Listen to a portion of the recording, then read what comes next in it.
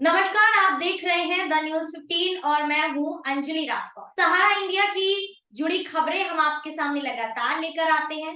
सहारा से जुड़े लोगों की चर्चाएं आपके सामने लेके आते हैं। ऐसे में आज एक और चर्चा के लिए हमारे साथ मौजूद हैं तेलंगाना से पूजिता मिश्रा जी, जो कि ऑल इंडिया जन आंदोलन संघर्ष न्याय मोर्चा की महिला प्रकोष्ठ है। इनसे हम जानेंगे कि किस तरह से प्रोटेस्ट जारी है, साउथ में इनके आंदोलन की क्या स्थिति है और क्या वाकई आंदोलन के जरिए पैसा मिल सकता है। ऐसे में बहुत-बहुत स्वागत है मैम आपका द न्यूज़ 15 में। Thank you ma'am, thank you very much. जी। मैम सबसे बड़ा सवाल तो यही है कि क्या आंदोलन के ज़रिए पैसा संभव है मिलना? मैम, मुझे तो ये विश्वास है, पहले तो मैं आत्मनिर्भर हूँ और मेरे पास इतना मेरा विश्वास, मेरे हौसले इतने बुलंद है कि मैं तो पहले सबसे बड़ा विश्वास मेरा भगवान के ऊपर है। क्योंकि अन्याय को हमेशा खत्म करने के लिए यदा यदा हि धर्मस्य संभवामि युगे युगे, जब अधर्म ये देश में उभर के आता है या कहीं पर भी अधर्म उधर उभर के आता है, तब तो ये अधर्म को अंत करने के लिए भगवान आते हैं। तो यह विश्वास के साथ मैं आगे बढ़ चुकी हूँ। मुझे संपूर्ण विश्वास है, हम ये जन आंदोलन के माध्यम से ही हमारा जो कष्ट है, हमारा बाधा है, पीड़ा को हम खत्म करेंगे। जी, सबसे बड़ा सवाल तो यही है कि आप इस प्रोटेस्ट में कैसे जुड़ी हैं? कैसे ऑल इंडिया जन आंदोलन संघर्ष न्याय मोर्चा के साथ जुड़ी हैं और क्यों सहारा के खिलाफ आवाज़ उठा रही हैं? सहारा के खिलाफ तो आवाज अभी नहीं मैडम, 6 साल पूर्व ही मैं उठा चुकी हूँ। क्योंकि सहारा के अंदर, जो सहारा के भीतर जो धोखाधड़ी हो रहा है, जो इसका ये जो अहिंसा मार्ग में वो चल रहे हैं, वो तो कतई ही मेरे को पसंद नहीं था और उसको मैं खिलाफ करते हुए ही, क्योंकि हमारे जो पति है वो और मैं स्वयं इसमें कार्य कर चुके हैं। और हमारे सर पे एक फ्रेंचाइजी के नाम पे एक बड़ा क्या बोलते हैं, कांटों का किरीट लगा चुका था, कांटों का क्राउन लगा चुके हैं। वो क्राउन को बाहर निकाल के फेंकने के लिए हमें कुछ समय लगा, क्योंकि बार-बार जैसे-जैसे हम लोग सहारा के प्रमुख के पास पहुँचे कि फ्रैंचाइज़ हमें नहीं चाहिए, फ्रैंचाइज़ से बाहर हम जाना चाहते हैं, तब वो हमको एमओयू के नाम पे डराकर, धमकी देकर, और वो कहते हैं कि एमओयू होने के कारण हम ये संस्था आपके माध्यम से नहीं ले सकते फ्रैंचाइज़ी को। जी। इसी के कारण मैं, और ये जो संघर्ष निकला है, मैं अपनी पीड़ा को खत्म करने के लिए, क्योंकि स्वयं का मेरा ये पीड़ा था, मैं अपने बच्चों का परवरिश ना कर पा रही, क्योंकि नवंबर माह में भी मैं अपने बच्चों का यूनिफॉर्म तक नहीं ले पाई। तो जी। ये पीड़ा देखकर मुझे लगा, क्या मैं इसमें 25 साल से काम कर रही हूँ, मैं अपने लिए कुछ नहीं कर पा रही, तो लोगों का क्या होगा? मुझे विश्वास करके, या मेरे जैसे बहुत सारे लोगों को विश्वास करते हुए लाखों करोड़ों रुपए यहाँ पर जमा कर चुके हैं, उनका क्या होगा? तो यही नारा लेकर, यही बात लेकर, यही मुद्दा लेकर मैं बाहर निकल चुकी हूँ और ये संघर्ष पूरा मेरे साथ ही निकला है। जी। मेरी अपना पीड़ा को लेकर ही। जी, इस वक़्त आप एक धरना दे रही हैं सहारा इंडिया के खिलाफ।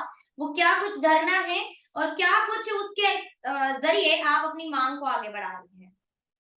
या ये तो 62 डेज़ हो गए मैम आज तक। एक भूख हड़ताल में हम बैठ चुके हैं और ये भूख हड़ताल के माध्यम से अभी तक हम कुछ समय तक ये सोचे हैं कि चलो संस्था उतर के आएगी, हमारे लिए कुछ हल करेगी। लेकिन देखते-देखते वो 3 बार आ चुके हैं हमारे पास और चर्चा परिचर्चा हुआ है, लेकिन 3 बार भी हमारे साथ यही हुआ है कि वो लोग कहते हैं कि संयम और थोड़े समय आप पेशेंस से रहिए।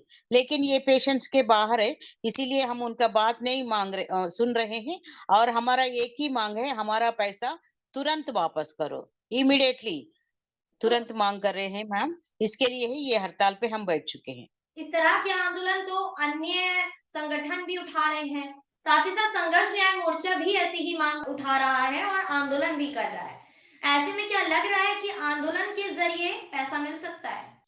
या निश्चित रूप से मैडम, आंदोलन माने मैं तो अपने ज़रिए से ये सोच रही हूँ हर जगह पे, हर छोटे-छोटे कस्बे में मैं एक छोटा-सा संगठन बना रही हूँ।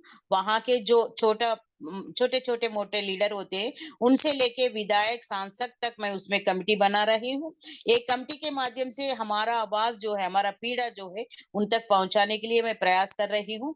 निश्चित रूप से मैं ये जानती हूँ, ये जन आंदोलन मोर्चा के माध्यम से निश्चित रूप से हमें अंत में कैसा भी ये धर्म युद्ध है, ये धर्म युद्ध में जीतने वाला जो धर्म युद्ध कर रहे हैं, वही उनको ही विजय प्राप्त होगा। जी, जब आप संघर्ष न्याय मोर्चा के साथ नहीं जुड़ी थी, उससे पहले सहारा के निवेशकों की क्या कुछ स्थिति थी तेलंगाना में और अब क्या स्थिति वहाँ पर चल रही है? मैम, संघर्ष मोर्चा का तो मैं बहुत सा दिनों से उनका देख रही हूँ, उनका गतिविधि क्या है, कैसा चल रहा, एक्चुअली उनका, क्योंकि अभी मैं किसी के साथ जुड़ना चाहे तो वहां पर सच्चाई कितनी है, वहां से क्या हमको हौसला मिल सकती क्या, ये पूरा मैं वॉच करने के बाद मुझे लगा, हाँ, वहां पर जितने भी वीर भाई हैं, मेरे भाई हैं, वो वीर भाई के माध्यम से निश्चित रूप से मैं दावे के साथ कह सकती हूँ कि हमें विजय प्राप्त होगा। और दूसरी बात, आप कहे थे कि मैं यहाँ तो साउथ में पहले तो अकेली थी। अकेली रहने के बाद मैं बहुत सोच विचार किया, फिर बाद में लोग आते, लेकिन उनके मन में अभी भी एक विचार है कि क्या हम बाहर गए तो लोगों से हमें तनाव होगा और वो दबाव के कारण हम घर परिवार को छोड़ना पड़ेगा और बहुत मुसीबतों को झेलना पड़ेगा। इसलिए बहुत सारे लोग इसमें ज्यादा से ज्यादा जेंट्स, उनके पास उतना हिम्मत नहीं है, कि उतना हौसला नहीं है कि वो बाहर नहीं आ पा रहे। लेकिन अभी मुझे लगा कि संघर्ष मोर्चा के साथ जुड़ने के बाद मुझे मेरा हौसला बढ़ा, साथ ही साथ मैं अपने लोगों का हौसला बढ़ाने के लिए भी प्रयास कर रही हूँ। जी, लगातार आप जैसे आंदोलन कर रही हैं, तो तेलंगाना में महिलाओं की क्या स्थिति आंदोलन में देखने के लिए मिल रही है? उनकी क्या पीड़ा है, जो सामने पहुँचाने के लिए अपनी आवाज़ को बुलंद करने के लिए महिलाएँ जिसका सहारा ले रही हैं? नेचुरली ऐसा है कि मैम, यहाँ पुरुष लोग ही हिम्मत नहीं बढ़ा रहे। पुरुष का ही कितना है कि वो क्या कहते हैं कि मैं कहना नहीं चाहती हूँ कि उनके पास ही उतना हिम्मत नहीं है।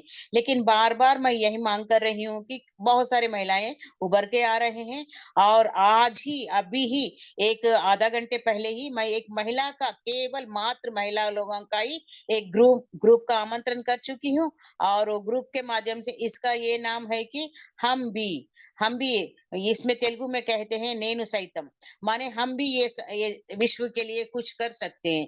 तो ये हम भी के नाम से ही हम लोग एक ग्रुप फॉर्म किया है। कल तक हजारों लोगों मात्रा में ये ग्रुप में हम लोग ग्रुप बनाएंगे और उसके बाद में मात्र महिलाओं के माध्यम से ही हम लोग जो उनका अटैक करने के लिए फैसला कर चुके हैं।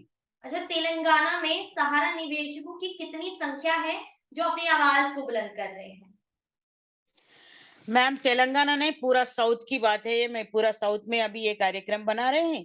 तो जी। जैसे साउथ में तो लाखों लोग हैं, मात्र हमारा साउथ में ही करोड़ों लोग हैं मैम, करीबन 17 crores of people suffering from Sahara. तो हमारा यही मांग है, क्योंकि अभी लोग तो अभी अभी आ रहे हैं मैडम, लेकिन उनके पास उतना हौसला नहीं है, क्योंकि उनके अंदर और एक डर है, क्योंकि हम देख रहे हैं कि अभी देखो, संघर्ष मैं कर रही हूँ तो मेरे ऊपर बहुत सारे न्याय पर का क्या बोलते, कोर्ट का नोटिस भी भिजवा चुके हैं। ऐसा हमारे जो टीम के साथ हुआ है। तो लोगों के अंदर एक भीति है, एक डर है कि कल कल हमारे साथ क्या होगा। लेकिन निश्चित रूप से ये जनता कभी जनता को कोई रोकेंगे नहीं मैम। ये जन आंदोलन बनाने के लिए हम प्रयास कर रहे हैं। ये खाली सहारा में जो काम कर रहे हैं, कार्य कर रहे हैं, उनके माध्यम से नहीं, पूरा जनता जितने इसमें जमा करता है, जमाकर्ता के माध्यम से ही इसको मैं जन आंदोलन बनाना चाहती हूँ। जी, एक महिला होने के नाते आप भूख हड़ताल पर बैठी हुई हैं और सहारा के खिलाफ आवाज़ उठा रही हैं। तो एक महिला होने के नाते कौन-कौन सी कठिनाइयाँ आपको इस भूख हड़ताल के सामने भूख हड़ताल के दौरान झेलनी पड़ रही हैं? निश्चित रूप से मैम। तो यहाँ दुःख की बात ये है कि मैं अपने बच्चों से दूर हूँ, क्योंकि ये पीड़ा उनके सामने नहीं दिखाना चाहती हूँ। दोनों बच्चों को हॉस्टल में रखे हैं और अभी ये स्थिति है कि इस समय में मैं बच्चों का ढंग से परवरिश भी नहीं कर रही हूँ। लेकिन भगवान की देन ये है कि मैं बच्चों को दूर रख के ये आंदोलन करने में सक्षम बनी हूँ। और मेरे साथ अभी जी। हमारे संग मैं कुत्तों के साथ मैं जीवन बिता रही मैडम। हौसला रखिए। आपकी आवाज हम जनता तक, सरकार तक जरूर पहुंचा रहे हैं, तो अपनी आवाज को बुलंद होकर कहिए। Yes naturally. अभी हम जीने के लिए तो नहीं है मैम, हमारे पास कोई चारा नहीं है, लेकिन मेरे साथ 3 कुत्ते हैं, उसके साथ बीत रहे हैं, क्योंकि बच्चों से दूर होके। और हमारे जो पतिदेव है वो भी अभी अय्यप्पा स्वामी का जो दीक्षा रहती है वो 41 डेज का उसमें है। और उनका भी यही है नारा है, उनका भी यही उद्देश्य है कि जैसे हमारा जो संघर्ष में हम लोग विजय प्राप्त नहीं होंगे, तब तक ये माला में दीक्षा में भी रहने के लिए वो तैयार है मैम। लेकिन ये इतना नाइंसाफी है, इतना बुराई है, सहारा का इतना अत्याचार कर रहा लोगों के ऊपर, कोई हद नहीं। इसके खिलाफ मुझे तो कभी-कभी लगता है कि इतना क्रोध आता है कि एक महिला होने के नाते, लेकिन अपने क्रोध को, क्योंकि ये क्रोध के कारण ही मैं आज लीगली कुछ सामना करना पड़ती हूँ। क्योंकि जैसे थाने में गए तो थानेदार कहता है कि वहाँ का सीए कहता है कि आप ऐसा आवाज में उन लोगों के साथ बर्ताव कर रहे, तो आपको हम लोग अरेस्ट करेंगे। मैंने बोली चलो भाई, लाखों करोड़ों रुपए जिसने धोखा दिया है उसको तो आप कुछ नहीं करेंगे। एक औरत होते हुए मैं अपने आवाज उठा रही हूँ, तो आप अरेस्ट करेंगे, जेल भी जाएंगे। तो मैं तैयार हूँ। और मेरा जो लड़का है 90% वो अपंग है मैम।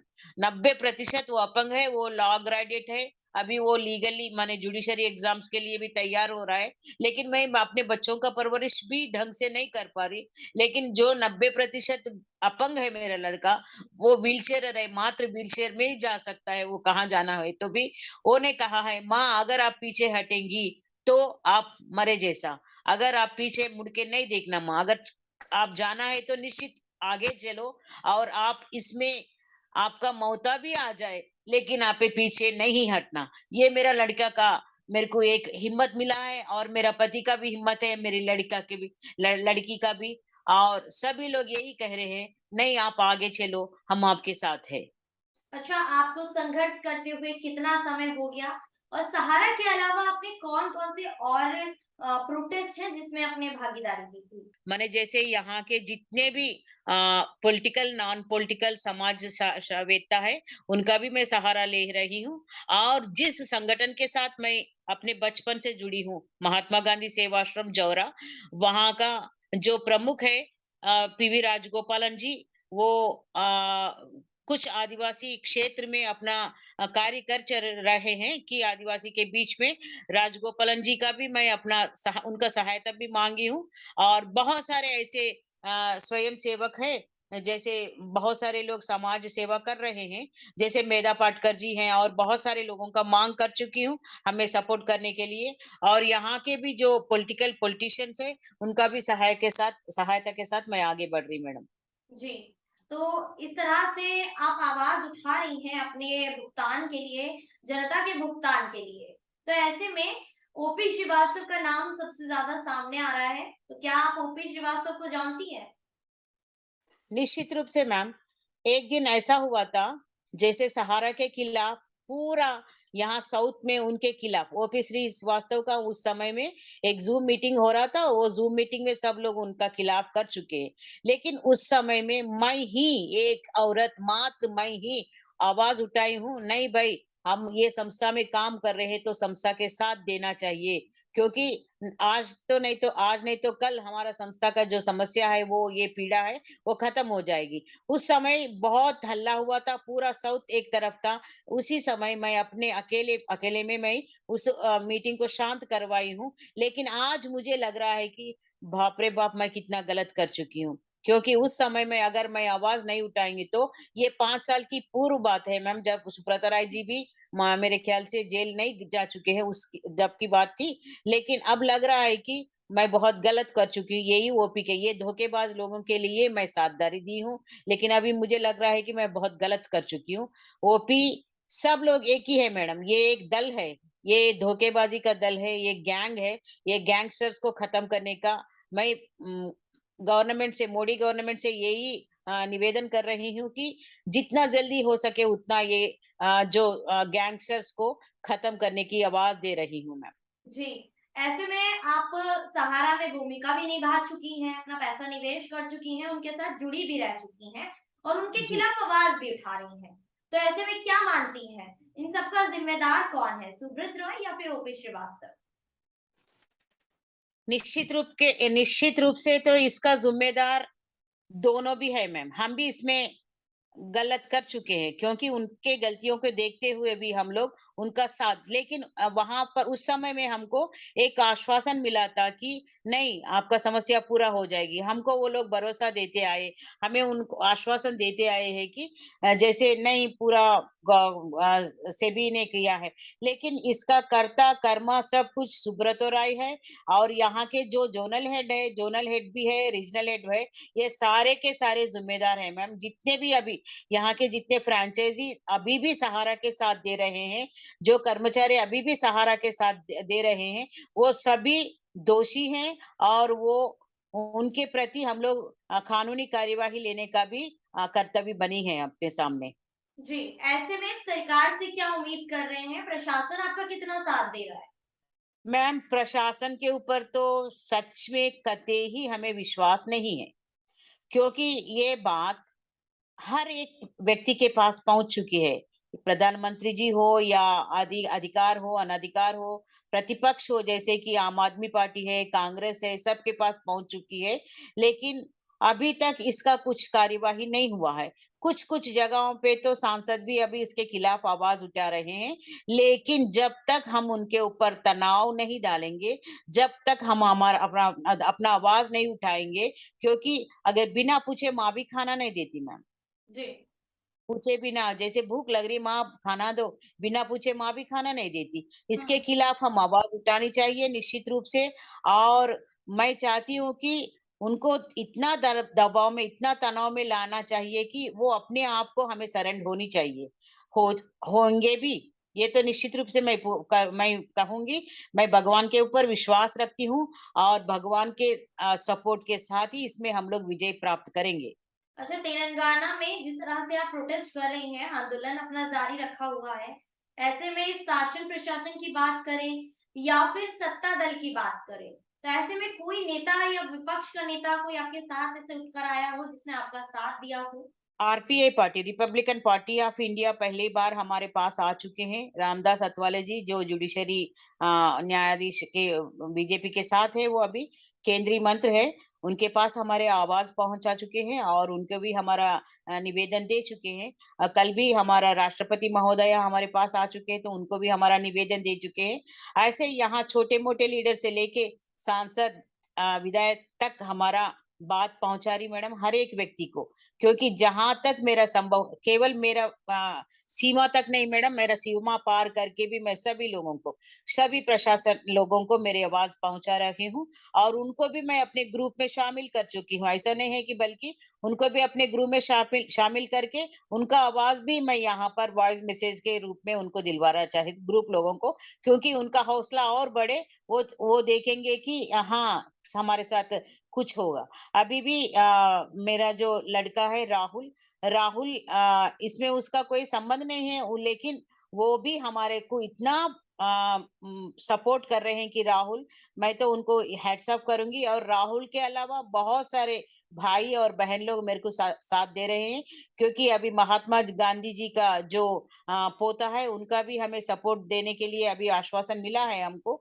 और मैं जैसे कि मेधा पाटकर जी को और राजगोपालन, पीवी राजगोपालन जी को और अन्य लोगों के साथ मैं आगे बढ़ना चाहती हूँ। और कुछ ऐसे मेरे साथ जो संगठन में बचपन से जुड़ चुके हैं, उनका भी तला, क्योंकि अभी उनके साथ कांटेक्ट नंबर मेरे पास नहीं है, तो उनका भी कांटेक्ट में लेके मैं आगे बढ़ूंगी। जी, ऐसे में जिस तरह से आप आवाज़ उठा रही हैं, तो जो दल-दल बनते जा रहे हैं, संगठन अलग-अलग बनते जा रहे हैं, चाहे वो जब तक हो या फिर ऑल इंडिया जन आंदोलन, संघर्ष न्याय मोर्चा हो, ऐसे तमाम संगठन हैं जो सहारा इंडिया के खिलाफ आवाज़ उठा रहे हैं, उनमें आपसी खटपट देखने के लिए मिलती है। अब टुकड़ों में आवाज़ उठेगी तो क्या लगता है कि टुकड़ों की आवाज़ होकर बुलंद होकर सहारा के खिलाफ प्रहार कर पाएगी? एक तो बात निश्चित रूप से ये कहूंगी मैम, किसी के पास उतना ज्यादा समाचार नहीं है। लोग जी, एकजुट करने के लिए यहाँ पर कोई ऐसा चारा नहीं है, ब्रिज नहीं है मैम। तो अगर इसको कोई हाथ में लेकर चलो नहीं भाई हम लोग ऐसे टुकड़ों-टुकड़ों में नहीं, हम एकजुट होना चाहिए, तब तो निश्चित रूप से सब लोग एकजुट हो जाएँगे क्योंकि सब अपने-अपने क्यों बोलते हैं अपने-अपने पॉलिसी के माध्यम से आगे जा रहे। लेकिन इनको एकजुट करने के लिए भी एक क्या बोलते हैं मीडिएटर होनी चाहिए। जब निश्चित रूप से हम लोग सब एकजुट हो जाएँगे निश्चित रूप से हमारा विजय भी बहुत जल्दी हासिल होगा। जी। तो बहुत-बहुत शुक्रिया मैम हमारे साथ जुड़ने के लिए। ऐसी तमाम चर्चाओं के लिए बने रहिएगा द न्यूज़ 15 के साथ। मैं अंजलि राठौर फिर लौटूँगी सहारा की किसी अन्य चर्चा के साथ। शुक्रिया।